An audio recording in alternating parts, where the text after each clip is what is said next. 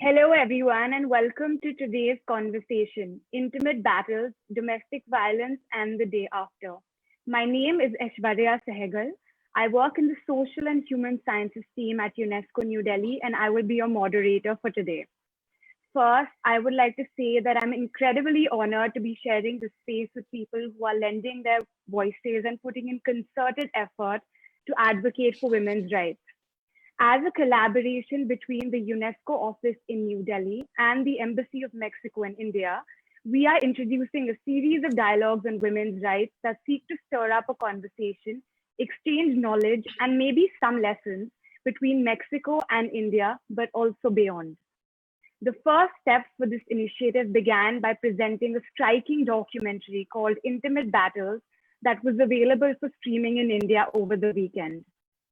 We are happy to have among us Ms. Lucia Gaja, its director, to share her perspective. She will be accompanied on the panel by two very active voices from the field, Ms. Barkha Bajaj, founder of the UX Foundation, and Ms. Marcela Reynoso, activist and collaborator in the Oxford COVID-19 Government Response Tracker. Before we begin, I request His Excellency Federico Salas, Ambassador of Mexico to India, and Ms. Gabriela Ramos, Assistant Director General for Social and Human Sciences, UNESCO, who joins us here from Paris, to offer welcoming words to the participants and our audience. Distinguished Ambassador, please, the floor is yours. Thank you very much. I'm very honored to be participating in this panel, and particularly because of the people that are here with me. In the first place, I am very happy to have Gabriela Ramos join us today. She's the new Assistant Director General for Social and Human Sciences at UNESCO, and we are all friends and colleagues. And I, very much appreciate the fact that she was able to make some time and share the screen with us today. I'm also very happy that Lucia Gaja was able to join us, as well as Marcela Reynoso, Barkha Bajaj. All of you are very distinguished in your own respective fields of activity, and I'm very happy that you're able to participate here with us. As you all know, this year Mexico and India are celebrating 70 years of diplomatic relations, and one of the things that we're trying to do here at the Embassy of Mexico is to showcase the strengths in the economic, social, and political fields, but also to open new avenues of understanding and to imagine common solutions for shared problems that we have in our societies. And one of the first steps that we need to take in this regard is to listen. And in this year, as you all know, in many countries, including Mexico, there has been a women's movement that has brought to the center of the public debate different topics that affect women, such as feminicide, gender violence, wage gaps, the daily machismo, sexism, and discriminatory language. Mexico has been in the forefront of promoting and advocating the rights of women and girls to avoid this kind of violence that is a serious problem present in all societies. We know that we need profound transformations in all of our societies, and I think that we need to move forward with a better understanding of what the problem is and how best we can address its complexity. In this regard, I think that this India-Mexico dialogues on women's rights aspires to start this conversation that includes Mexican migrant women living in India and abroad, civil society, academia, public officials from both countries. We want to learn from each other because we share many of the same problems, the same issues, and contribute to unlearn the inherited model of male domination and all of the violence that this entails, especially for women. As you are well aware, the violence against women is a pandemic that has been made worse in this pandemic that we are living right now, that is affecting all of us. And we aspire with this type of dialogue, with this type of communication, to find new avenues for gender equality, because we are quite convinced that without it, there is no progress, societies do not change, and violence will not decrease, and inequality will prevail unless we do something about it. So in that regard, I want to give a special thanks to Lucia Gaja, who joined us from Mexico, whose very powerful and vibrant documentary, Intimate Battles, set the grounds for this first session of the India-Mexico Dialogues on Women's Rights. We're very happy that you're able to join us. Your work certainly has shaken many of us that we have seen it, and we hope that its message is something that is taken very seriously by all that have seen the film. We have also Barkha Bajaj, whose leadership has turned the ACAS Foundation into a life-changing support network that has helped thousands of women, and from which also we can learn very much. Marcela, Reynoso, I'm also very grateful that you're here with us and for your meaningful participation in the Mexican migrant women's movement that brings us in part here today as part of the phenomenon that we're trying to discuss. And of course, it is, as I say again, a great honor to co-host this session with Gabriela Ramos, the new Assistant Director General for Social Human Sciences, UNESCO. It is an honor for Mexico that Gabriela has been appointed to this position, and I know that she brings with her enormous knowledge and experience on dealing with these issues that she has done throughout her professional career, more recently at the OECD, and I'm sure that she will make a very significant contribution to advance this cause. So thank you very much, and with that, I give the floor. Thank you.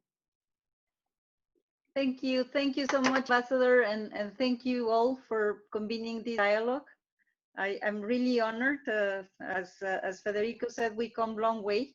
I actually started to love the United Nations because he's my very first boss, dealing with United Nations issues at the Ministry of Foreign Affairs. But I also am very honored to be sharing this panel with such a wonderful group of gender champions. And I think that we need more voices, we need more dialogue, and we need more action because we have been framing, studying, advancing the understanding of gender inequality. And we have a lot of insights. We have a lot of indicators. As Federico mentioned, in the OECD, I developed a whole program to try to understand what works and what didn't work on equality. The reality is that progress is always very slow. Just yesterday, there was this horrifying news of a young lady killed by his father in Jordan, crime of honor, as they call it. And this is widespread all over the place. With the COVID crisis, I think that the reflection of building back better is really welcome, but it's not gonna be easy. And I'm supposed that what you are going to be presenting today will just confirm how much we need to be building up a different kind of societies that do not leave so many of us behind, so many women behind. And this is the first point of my reflection. I feel that the COVID crisis just shown or magnified the vulnerabilities and the discriminatory practice and the violence and all the elements that are alive in our societies. But it really, with the force that was just impressive. The fact is that there were groups of people that were really able to cope. There were groups of companies that were actually came out stronger from the pandemic, particularly the digital platforms. But there were groups that were already in a very vulnerable situation in terms of financial support, in terms of social support, in terms of their jobs, the uncertainty, the informality, that just were really hit very bad. And the case of women is it's a case point, because if we talk about poverty, if we talk about vulnerability, if we talk about any kind of gap, a salary gap or labor participation gap or representation in higher levels of decision, women are always lagging behind. We prepared a policy brief when I was still in the OEC to look at how much COVID was hitting women differently. And the fact is that this was the case. It's the case because women represent 70% of the workforce in the health sectors, but they are usually the lower paid jobs and those that are more exposed to the virus. Women take care of 90% of the care economy. They take care of children, they take care of the elderly, but they have less financial leverage. The companies of women are hardly hit because they're usually with less financial leverage to survive the kind of impact that we have from COVID. But all these we can cope. I think all these have means to cope. What was really unacceptable is the other horrifying pandemic, as the Secretary General of United Nations called it, which is the increase in violence against women. Violence was already bad because 38% of the causes of death for women all around the world is due to intimate violent partner. But what we saw in the pandemic crisis, due to the tension, due to the anxiety, due to drug abuse, due to many excuses we can have, due to the confinement measures, is that there was around 45% increase of violence against women. And also because you didn't have the shelters, you didn't have the services, they were all confined. You couldn't go to the police. Some countries, of course, adopted very interesting practices, like Spain. You remember this code that the girls will use when they go to the pharmacy when they were suffering these episodes of violence. But the reality is that even in countries like France, I'm now in France, 30% increase of violence. And the fact is that this is a real pandemic that was before the COVID crisis and is gonna perdure if we don't do something about it. There are many ways of understanding this. Of course, lack of economic autonomy is one of those issues. Why would you endure? Not only why would you endure, but we have also reports showing that women can condone violence. Sometimes they justify that it's just normal because that's the way it is. Very toxic masculinities, and this is something we really need to reflect because this is not about women, it's about our societies, it's about the way we educate boys, it's the way we try to create this competitive and violent way of addressing the issues that then translate into this behavior that is completely unacceptable at home. And then there's a way in which the system that is supposed to be there to protect the victims is not really efficient. You have examples of women that have suffered these episodes, having to go from place to place, repeating the story without any psychological support, without any real support, and then with the services in the judiciary, on the police workforce that doesn't have any sensitivity for the gender problems that we are confronting. So there is a patch that we need to bring together to this reflection. We know what kind of policies delivered. There are some countries that have good policies in countering the violence against women. Of course, it starts with the whole legal system. It starts with the whole institutional system. But it has to do with changing the mindsets. And this is something that I feel with what we're going to be hearing today. And I'm so glad that I'm gonna be also enjoying the presentations that we will have from Lucia and Marcela and Barkha for the good work that you have been doing, because it has to do with changing behavioral patterns that are so entrenched in our societies. I just want to finish with this comment. I feel that this is something that brings together not only Mexico and India. We wish it was a problem of Mexico and India. It's a problem all over the world. There is no single country in the world that has gender equality. We of course now see, and I have to, forgive me if I say it, but the fact that women leaders fare better in addressing the question of pandemic. We will need to document that in a very serious way beyond jokes. The fact is that we need to build up the incentives in our economies, in our societies, in our systems, so that these very unfortunate incidents, violence, is really eradicated from the way we organize our world. So I'm glad to partner with you. I will be working from UNESCO, as Federico mentioned, looking for gender equality and looking to control these very terrible expressions of a society that we do not recognize as very human.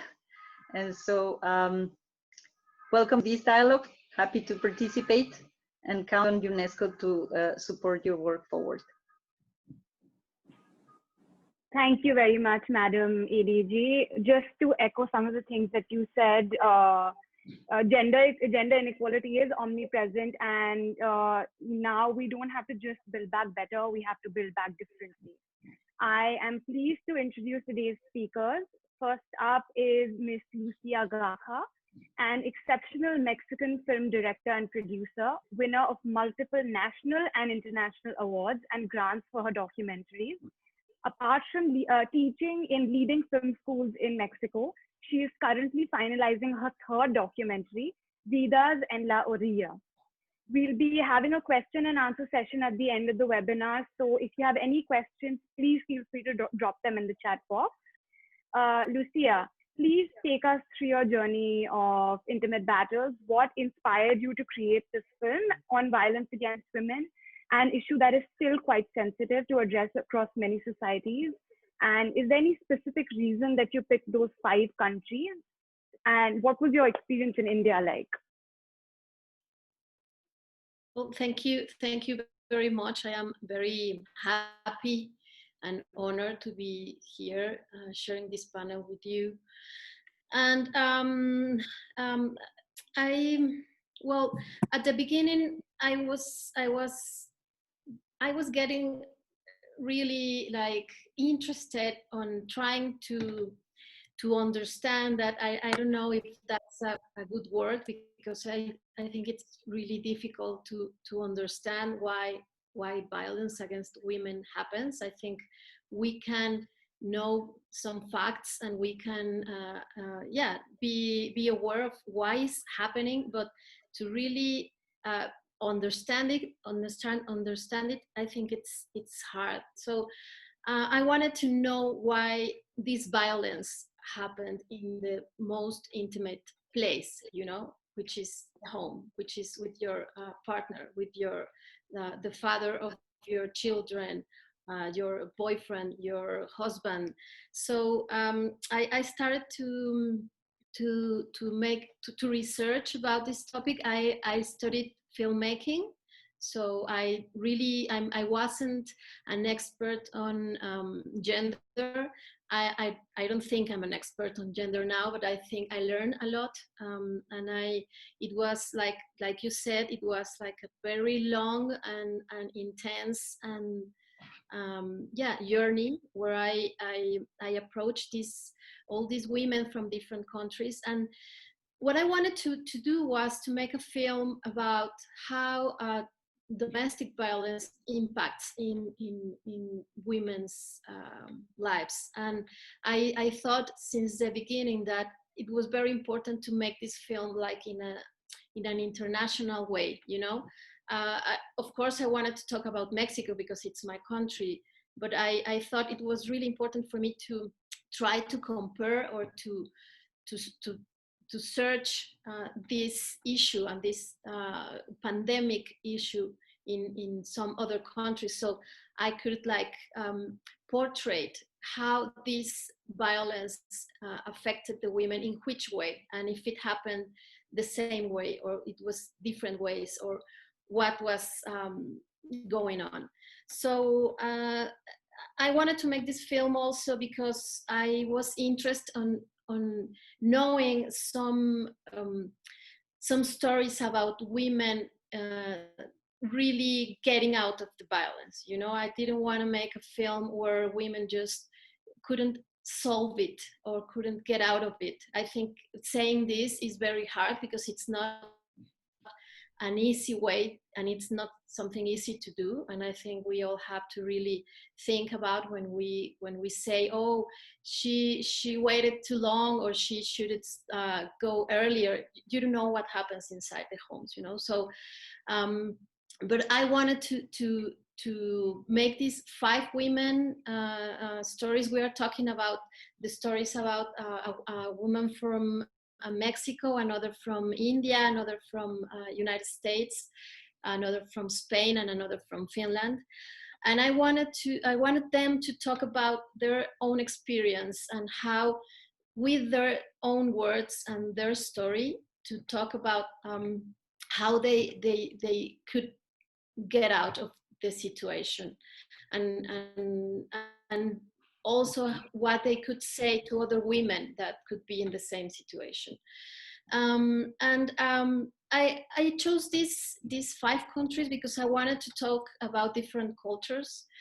You know, there's this say that domestic violence only happens in countries in development, or you know, on lower classes, or people that has no education, and this is not true. Domestic violence happens everywhere, you know, from the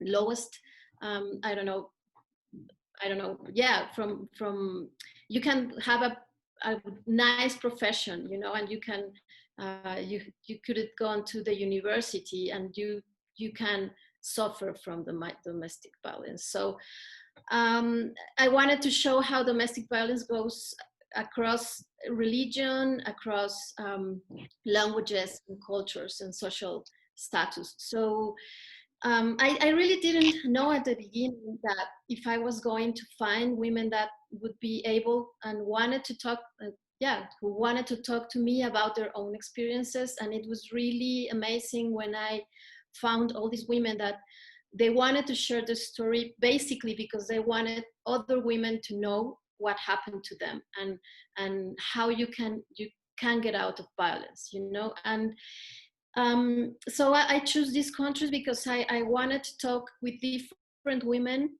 and to know how their experience had been.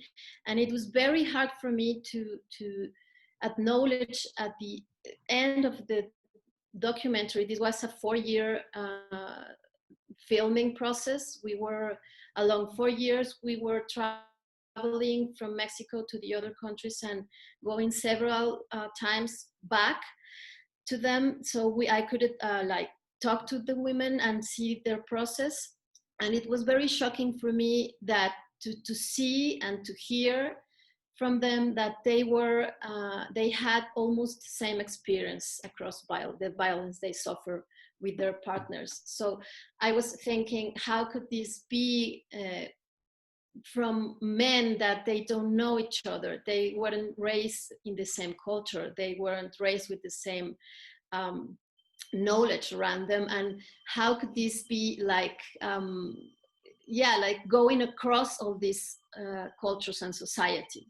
So this is, and I know that this is, I don't know, it's something that we know now, but how this patriarchy go across all our societies, you know. And it's, I had this picture in my mind when I finished editing the film, that it was like if there were like all these men taking classes in the same classroom, and how to do the violence system, you know, the circle of violence, and how to do it, and how you start on the psychological range, and then you get the women apart from their families and their friends, and then you get them out of their work if they are working, and then you know how this violence works and how the system goes on that. So I was very impressed on that, and I am very, very glad in a way of making this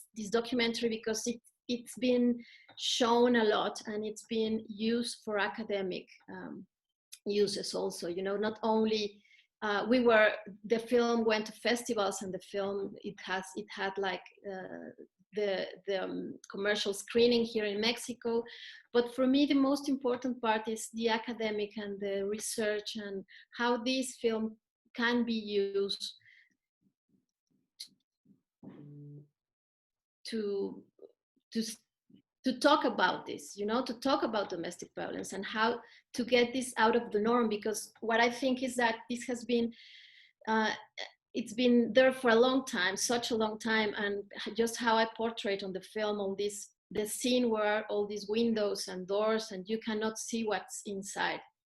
And this has been for years, you know, like how you normalize violence and how you say, oh no, that's their problem, that's intimacy, and we should not get, well, that's really wrong, because I think that one of the worst, if it's not the worst war, is domestic violence. You know, you cannot see what's going on, and women are ashamed and they feel guilty and they are without resources to leave their home. So it's a very difficult process to survive. So it was a very, very hard journey for me, but I learned a lot from it, and there's no way now, well, never, but there's no way now that I could not be aware of this situation, you know, and try to do anything in my hands to change it.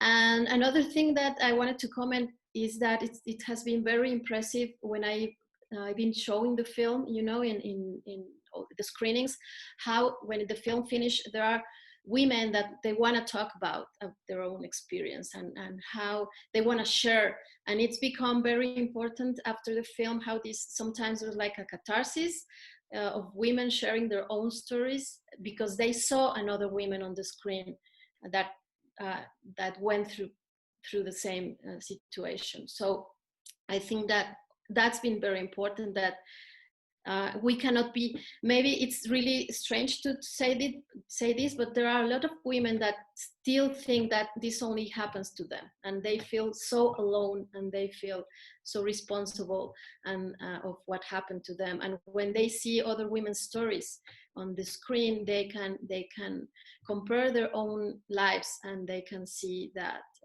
they are not alone, you know, and this is a pandemic, and this is something that's inside our system. So yes, this is what I wanted to do this film and to tell the story in all these countries. And my experience in India, it was my first time I went to Delhi, and I work with the Center for Social Research in Delhi, and I'm really grateful because they opened the doors for me, and they presented me to Roxana, the woman from the film, and I really thank Roxana for telling me her story and sharing what happened to her, and making available for me to have India in my film. It was very important for me since the beginning. It was really hard to get contact with the center because I didn't know about the center at the beginning, but then I really appreciate all the help, and I think that talking about our own and different societies and sharing what we have in common, even in the bad things such as domestic violence, I think we can have some light on which paths we should take and how we should move on and eradicate it. I don't know when this is going to happen, but this has to end, you know, violence against women. So thank you so much. I'm very happy to be here with you. Thank you. Absolutely. I mean, domestic violence in general is a learned behavior. So the same way you learn it, you can unlearn it. And I'm sure your film is going to play a very important role, not just as an education tool, but also help women play that cathartic role and encourage women to come out more and talk about it. Moving on to our next panelist, Marcela Reynoso. Marcela is a member of various youth leadership organizations in Mexico.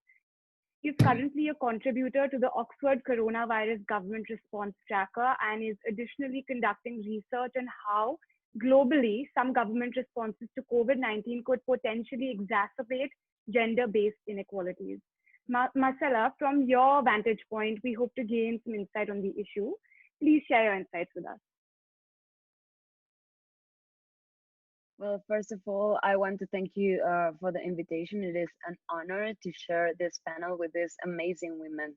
I have to say before I start that this documentary was really touching, and I think it reflects the whole cycle the violent cycle that the victims are living, and that all the situations very, very personal, that we believe that they are very intimate, and it reflects how a victim of violence can be feeling through all the process from the beginning and towards the end, when you believe that you have get over it.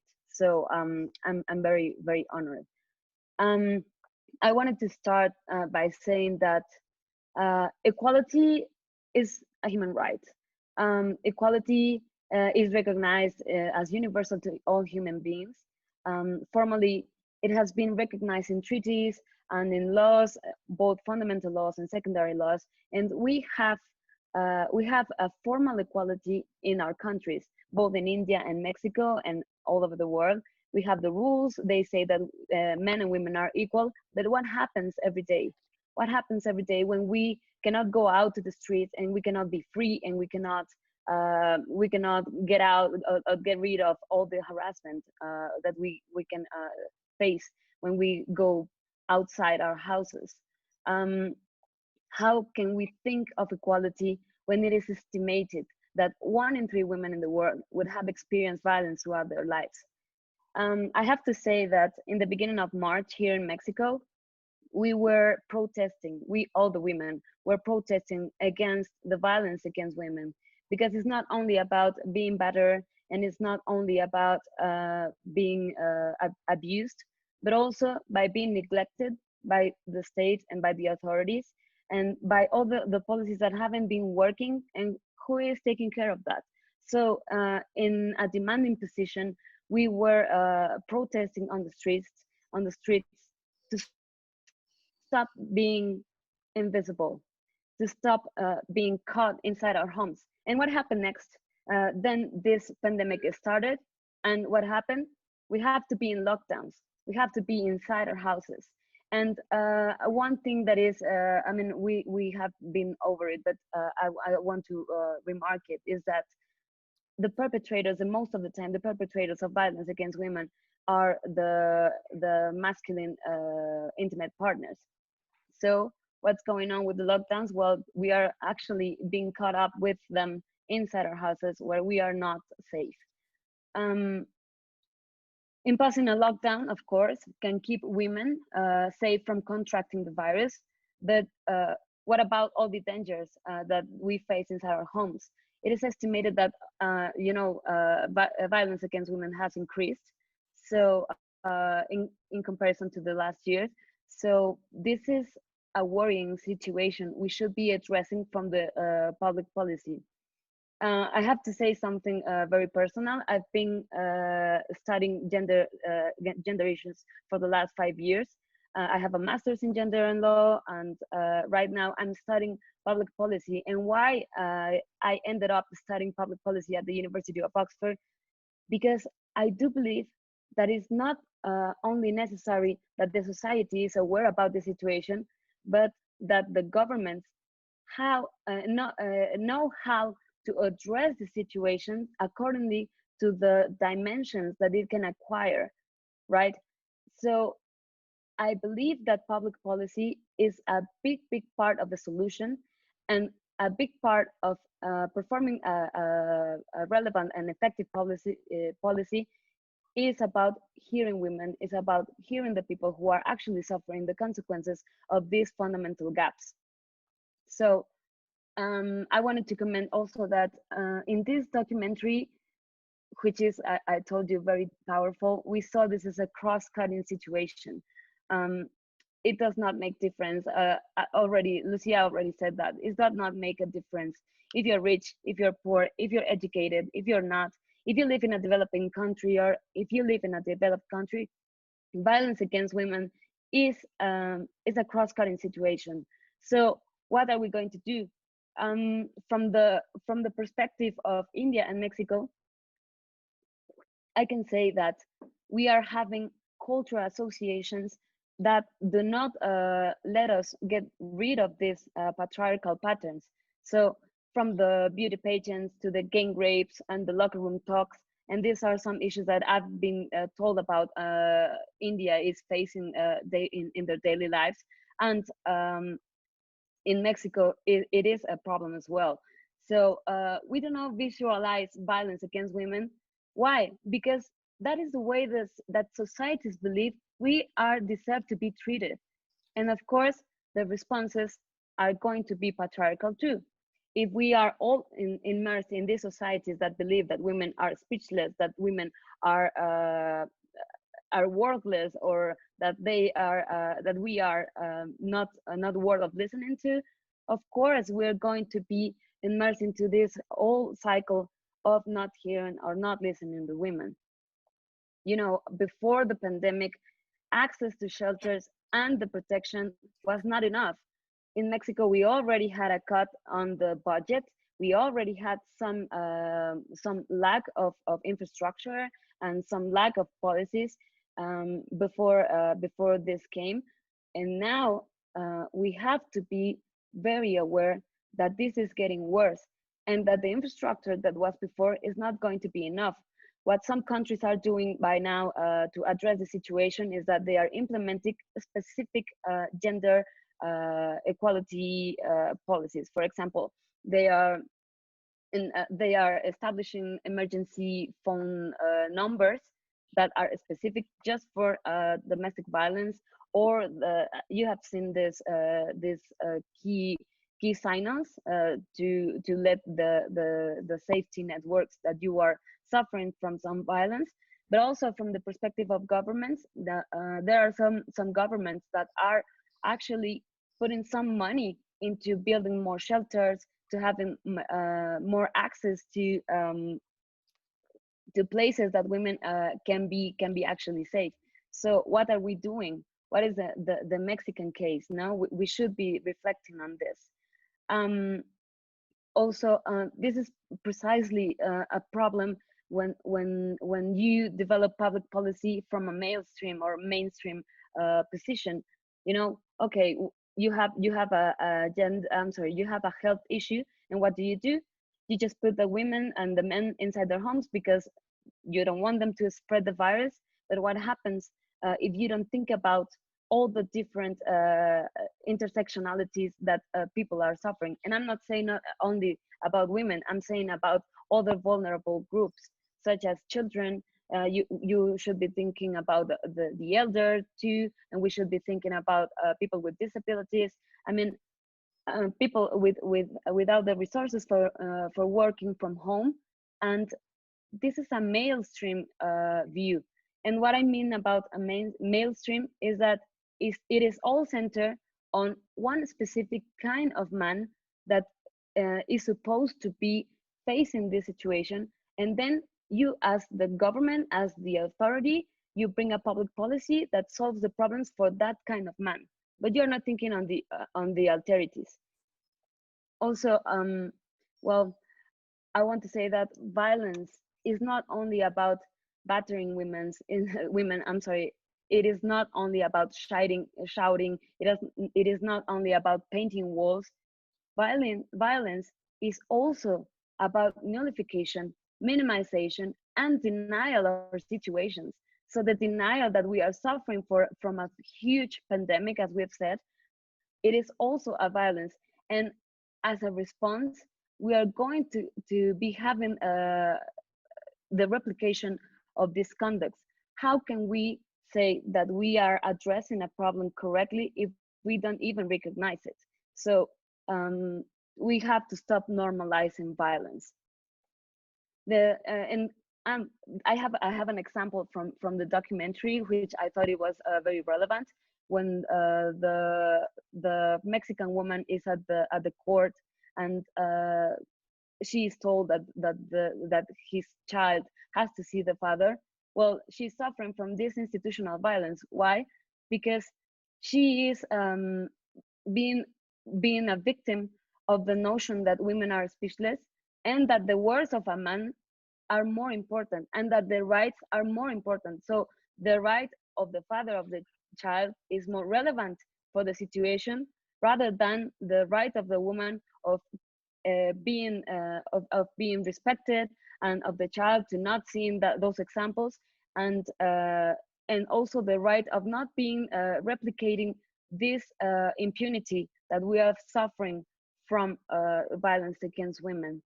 So what we have to do, I think, from a public policy perspective, is that we need to start recognizing our roles here in the society in coping with this situation. We as civil society, what do we have to do? Well, we have to participate. It is our duty as citizens to be participating, to put in efforts as to the extent that we can. For example, Lucia is making this documentary and making I'm doing some research, and there are several organizations that are also implementing actions. So we have to be participating and giving the governments the feedback that they need so that they can know what our situations are specifically and that they can address them. And also a big responsibility that the civil society has is to demand for accountability, and the states and the authorities have the obligation to be accountable, transparent, and to provide solutions to our problems. So from now on, significant efforts in public policy are going to be needed to ensure the vulnerable are not disproportionately affected by the pandemic. And the gender perspective is crucial to policy responses and to tackle the violence in the private space during the lockdown. And well, this is in contrast of offering generic measures. And I want to close my intervention with, to conclude my intervention by saying that feminism must be a matter that concerns all of us, women and men equally. And the first step is to recognize that this is a real situation. The implications of the pandemic on women's well-being are multifaceted. So also, it caught my attention that in Lucia's documentary, it was once said that there was a shame on the victims on recognizing being battered or abused. And I was wondering, why would those women would be ashamed of? Why would they be ashamed of?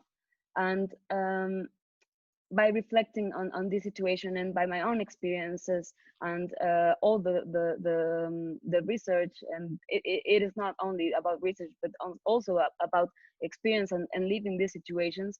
Well, I was thinking, of course we are feeling ashamed. Of course we are looking down because we believe this is something that belongs to us and only us, and that you shouldn't be talking about this, and that this should be kept in the silence, and that we should be quiet, that this is private. But as somebody said once, private is political, and we have to stop these battles being private. We have to stop these battles being intimate. Thank you very much. Thank you. You know what they say, the mark of a healthy society is the treatment meted out to its women. So everybody does play a role. It's not just a woman's issue, as you said. Everybody has a role to play in gender equality. Thank you very much, Marcela. Our next panelist, Ms. Barkha Bajaj, is a trained psychologist with a specialization in trauma. She founded the UX Foundation to provide compassionate, comprehensive services to those impacted by gender-based violence, while partnering with the community to promote safety, awareness, and prevention. Barkha, could you tell us a little bit about the dynamics of gender-based violence and abuse in India and some of the coping mechanisms that your organization endorses? Sure.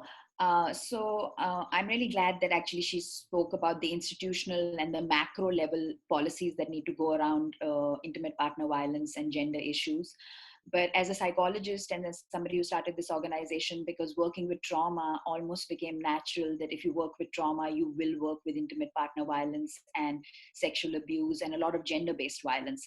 And that's how this work came out of that. So I'll start with a little bit about what is common across countries, and also what we saw in the documentary, which I thought was striking, is that I worked in the US and in India.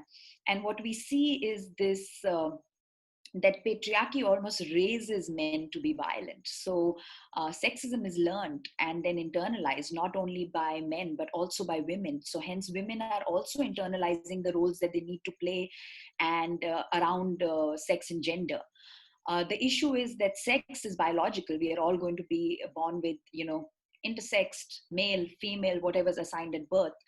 but gender are roles that society has created for us. And I think it's really important to learn that gender roles were imposed by us, and we continue to impose these, which are further learned by men and women, hence leading to violence. Because actually, if you see, it's a lock and key combination. If you raise men to be aggressive, to never show emotions, give them no emotional vocabulary, um, power and control is a basic need. Even a child has the need for power and control. If we don't teach them from a young age how to meet this need, we will meet this need by overpowering other weaker, vulnerable people in the society. So that's what happens when societies are not equal or there's no equity, because we are making men all powerful and raising women to be vulnerable and weaker almost, by even sometimes taking away their independence. And hence we are dependent on the more powerful, and then the powerful uses that power against us, and then we are surprised. But it is no surprise. We are raising men and women to function in a lock and key combination in terms of how violence perpetuates itself. So power and control is something that you see across cultures. Specifically, since you asked me about India, there are major intersections around class, caste, because we come from a system where there is caste issues. We come from a system where class is a really big deal. And also that's why we think that higher socioeconomic classes actually don't have domestic violence, which is an absolute myth. What is happening is people from the higher socioeconomic class are less likely to share their experiences of violence because of the social stigma. When we live in a country where shame and stigma is often related to issues like violence or even divorce, right? So even divorce brings stigma to the family. So what you notice in India is that actually the lower socioeconomic class, at least even with our organization, are more likely to say, I want a divorce, I want to get out of this. It's a different issue that they might change their mind, because we know that survivors of domestic violence go back 7 times to their abuser before they actually leave the relationship. So I'm not taking that away. However, they are more open about the abuse that's happening, but it's also more normalized, because it's almost like in lower socioeconomic classes, it's happening everywhere. So it's seen as normal, absolutely normal. Middle class, again, there's a shame and stigma. And then upper class, there is actually silence around violence, complete silence. And that is very, very damaging to a society. So that's definitely, like, I think in India, those intersections would be more. I don't know enough about Mexico, but I do know that when I worked in the US, money, financial power obviously played a huge role, and that would play a huge role anywhere when it comes to domestic violence. Also, the other sad thing is that, like, in America, what I learned a lot was that uh, uh, pain was seen as part of love, which you talked about actually in your documentary, which I really liked. That if we start equating suffering and pain with love, then actually we're raising a lot of people to believe that if there is a trauma bonding, there is all this trauma that bonds you, that must be love, because we've seen so much together. And that actually creates a very unhealthy atmosphere. Now in India, we consider that suffering is normal. We have to suffer. Everybody suffers. And sadly, the value that we put on suffering and tolerance keeps women in those relationships, because they think that suffering and tolerance is what a woman has to do.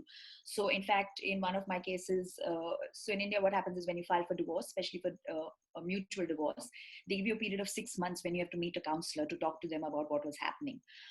When this person from a middle class socioeconomic background told the counselor, the court counselor, that there was violence, she said, but that happens in every home. Like, don't you think that that's something that will happen between a husband and wife, and that you'll have to tolerate it? And of course, we go with survivors sometimes if they want us to, for their hearings to the police. And when she kept pushing it, I had to actually step in and say that, ma'am, I don't understand why she needs to suffer. I don't understand why we are building up this thing that she has to suffer. So that creates big issues in collectivist cultures, or cultures where tolerance in itself is glorified. So, like I said, at the heart of violence is power and control. Now, how these power and control dynamics will play out might look very different based on which culture we come from. So, most countries where there's male privilege or patriarchy, this can actually thrive, because we're building the exact system within which this can thrive.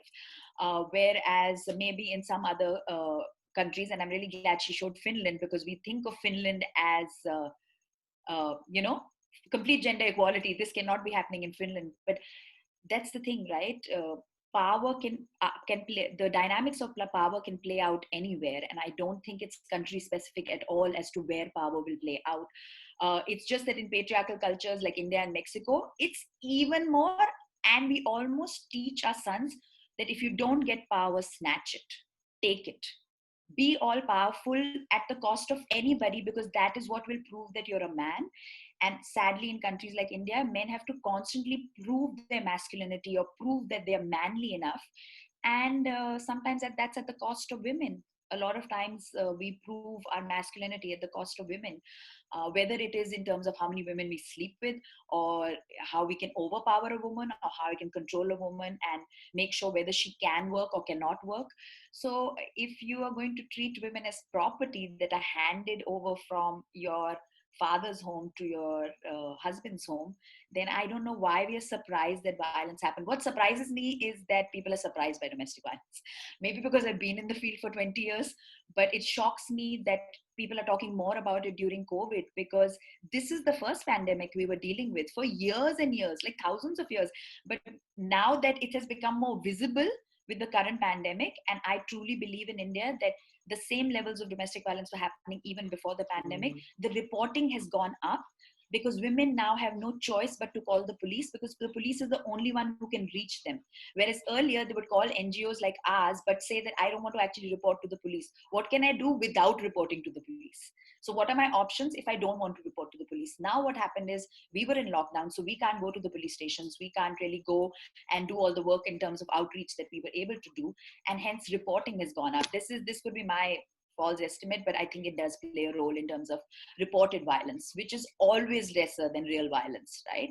Because we know reporting is never at power with how much violence that is happening.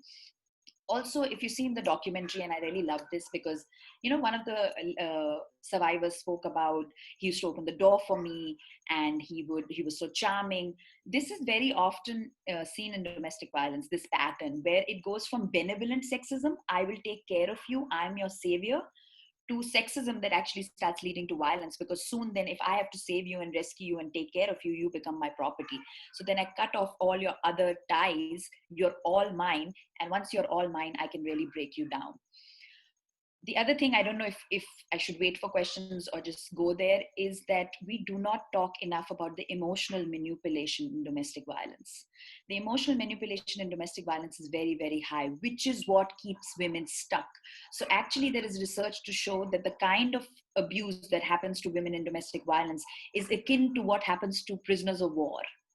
The emotional part, right? The good cop, bad cop is the same guy. He loves you, he takes care of you. I've had cases where he beats you and then he's the one who nurses you back to health. So he really, really shows you that he's apologetic and nurses you back to health. And you think, okay, this is the person I can depend on. And then the tension rises again and violence happens again, which is what women are stuck in. They're stuck in a cycle of violence, and women are being manipulated, and this emotional manipulation makes leaving very, very difficult. Also because, like the documentary showed, that when women leave, they're at the highest risk. When women are pregnant and when women are leaving a domestic violence relationship, their risk actually goes up many-fold, because they become more vulnerable. And when we're more vulnerable, we are more at risk. So that is something I've seen across America and India.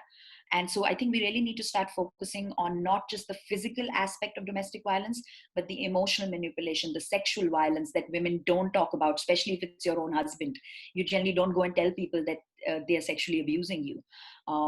The financial violence, which will keep a woman trapped. And of course, all the threats and intimidation around, I won't. So I see this so much in India. The law has really, really improved in terms of domestic violence. We have a strict domestic violence law.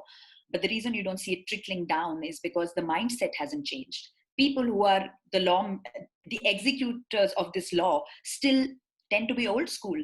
And hence, you don't actually see an actual impact of the law.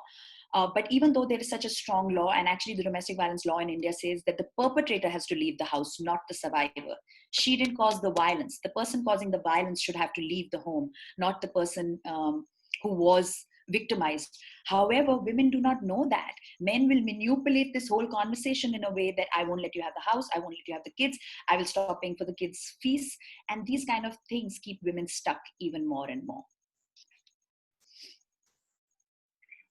Thank you, Barkha. This actually brings to mind what Dr. Shashi Tharoor said in his book. He said that we need to change a lot of our own attitudes and beliefs in order to not become a society that embodies a culture that either deifies women as goddesses or maternalizes them as women. What about the woman who's neither? We don't train our boys to respect women who don't fall within this binary. So I completely relate to whatever you're saying. Just since we're running out of time, I don't think we will have time to take too many questions. I would like to see concluding remarks from all three of you, just to end up with one question to all three of you. What do you think could be done immediately? Something like quick wins that could achieve improve the situation for women. And what are your perspectives about the future? Do you think societies can evolve when it comes to women's rights? And I want to hear from all three of you on this. So I identify as a feminist, and I think we have to stop asking the question as to why women are abused, and we have to start asking the question, why are men abusing? When we take and shift our focus from women to men, that means if the police is called and it's a battering call and you see domestic violence, you give men the option of either you go to therapy or you go to jail, because we also know that battering intervention and prevention programs actually work. Violence can be unlearned. So those are systems that need to come in I think countries like Mexico and India that we're not doing enough of, right? A lot of focus of all resources goes into how to get the woman out of it, but not the man out of it and say, okay, let's rehabilitate him because he's the one causing the violence. He's impacting the whole family. So I think if we could change the narrative and we could focus on men, there might be some change. I might be being very optimistic, but I think we have to make the powerful more accountable for how they use their power in every form. Government in macro, micro levels hold powerful people accountable. And believe women, not only women, believe survivors in general. Because the onus we put on the woman to constantly prove that violence happened. And sometimes even with bruises, that's not enough for people to believe that violence happened. So that boggles my mind, obviously. Absolutely. Stop stigmatizing this. Marcela, Lucia, do you have something to add to this? Yes, I think that education can be the change, can make the change. I think that we work a lot in shelters and in how to put the Band-Aid, when you have the yeah, you're hurt. But I think that's very important. But I think that politics and education, they can change this. And I think that exactly, just like as Barkha and Marcela said, if we teach, I have an 11-year-old son, I'm a mother of a next man, of a future man. So I really have to educate him not to replicate this violence and to get this power, and to and not to show emotions. I think that's very, very important. Not to show emotions, that causes a lot of violence after. So I think that education, it's a very, very good solution, but we really have to focus on that. And we need children to talk about what happens in their homes and how they experience domestic violence. It's a taboo, because if it's a taboo in us that are like the adults, in the children, they don't talk about it. And they have to talk about it, and they have to know what it is, and they have to prevent it. And that if we raise the children among with equal gender issues and understanding, I think that things can change. But we now have a very, very, very, very high number of this happening, and it's getting worse.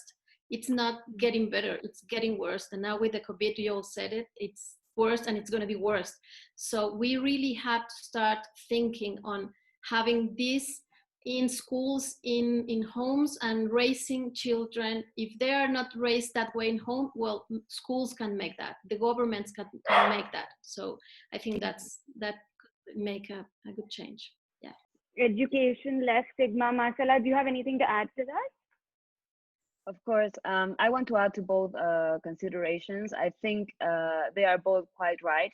I would like to say, of course, we have to shift the policies.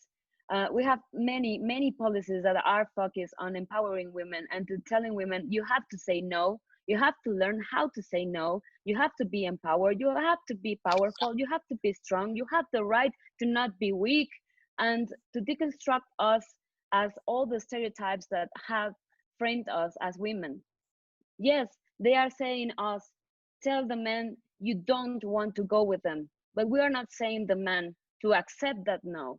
We have to teach them how to handle those no's and to tell them that we have the right to actually say no. You know, this is what we should be focusing on. I mean, yes, of course it is a shift, but on what? We should be teaching them to accept that we have rights and to accept that we can actually say no. And on the part of the education, I was actually going to say that, but not only about the children and not only about the future generations, because what happens when a child goes to school and he learns something about gender equality, and then the teacher tells her or him that women and men are equal and that we should be treating each other with respect, and then he comes home and then he sees the examples of his home that his father is treating his wife in a very disrespectful way. And what happens with that child when he goes out and sees this pornographic magazine in the bus station, you know? So we have to educate both children and adults, because what children are learning in schools, they are unlearning them on the streets, they are unlearning them in the society and their interactions and inside their houses. So yes, both are very important factors, but we also have to be focusing on current men which are perpetrating the violence and current women which are replicating the behavior patterns.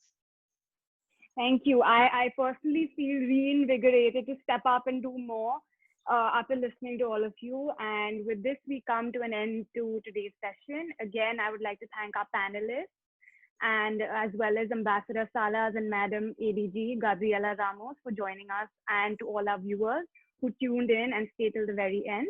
Thank you and good night.